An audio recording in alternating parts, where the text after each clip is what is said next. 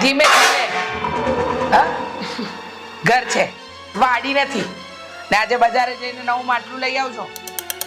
મમ્મીજી, જૂનું માટલું લાગે ને એને હજુ 2 મહિના પણ થયા નથી. એ તમને સોંપવાનું છે અને રસોડામાં નવું માટલું આવશે.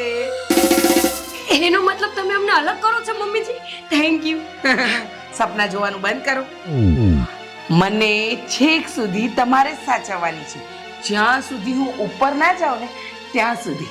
અને આવા સપના જોવાનું તો પૂરેપૂરી રીતે બંધ કરી દો. ખુક્કામ એમ કહે કે નાનકા ભેગા હોય માવતર, અને એક આ છે કે શું બોલો છો? હા, બેરી નથી, મોટેથી બોલો. ગણગણ કરો છો તે. સાંભળો, આ તમે બંને ઓભળાવ ને એ પહેલા ડબ્બામાં બધા જ નાસ્તા ભરાઈ જવા જોઈએ. પણ મમ્મી, મમ્મીજી, હા, સાસુ છું તમારી, ભૂલવાનું નહીં.